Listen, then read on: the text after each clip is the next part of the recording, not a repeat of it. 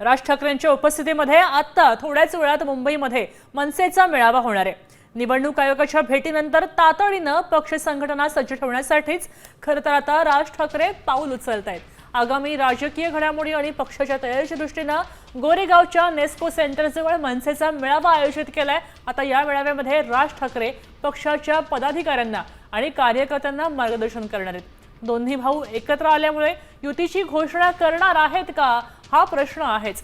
या मेळाव्यामध्ये राज ठाकरे नेमका कोणता बॉम्ब फोडतायत याकडे संपूर्ण महाराष्ट्राचं आणि राजकीय वर्तुळाचं लक्ष लागलेलं आहे।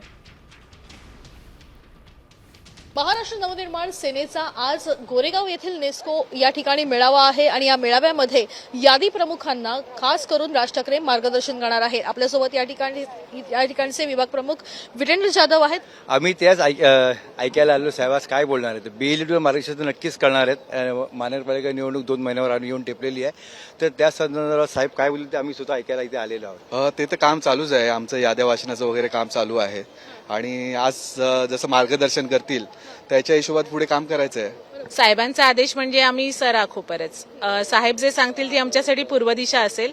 काही सांगू देत, आम्ही सगळे तयार आहोत आणि आता आपला चांगला काळ आलाय। दोन्ही ठाकरे बंधू एकत्र आलेत, जे सगळ्या जनमानसांच्या महाराष्ट्राच्या जनतेच्या मनात होतं त्याची आम्ही सुरुवात किंवा नांदी असेल आणि सर्व कार्यकर्ते अगदी दिवाळीचं तो हे असेल तरी सुद्धा उत्साहाने सगळीकडे असणार आहेत आणि साहेब जे सांगतील ते आम्ही नक्कीच सुरुवात करणार आहोत। सुरू केलेलं आहे पण आज जाहीरपणे सांगतील। आता राजसाहेब जे बोलणार आहे ते बोलतील त्याच वेळी कळेल। पण आज तुम्ही जसं म्हणालात तसं मतदार याद्यांची घोळ आणि त्यावर प्रामुख्याने राजसाहेब बोलतील आणि आम्हाला मार्गदर्शन करतील अशीच परिस्थिती आहे। निश्चितच साहेब काहीतरी विशेष आदेश देतीलच, कारण की एवढ्या तातडीने ह्यावेळेला हा मेळावा बोलवलाय म्हणजे काहीतरी साहेबांच्या डोक्यामध्ये असेल की आपण काहीतरी करून दाखवलं पाहिजे आणि हे जे काही इतके वर्ष चाललंय ते आता कुठेतरी उघड होते आणि साहेब गेले 2017लाही साहेब बोलले होते, आजही बोलतायत आणि सगळ्या पक्षांना आता ते पटायला लागलेलं आहे। कॅमेरा पर्सन गणेश कानडेसह वैदेही काणेकर, साम टीव्ही न्यूज, मुंबई।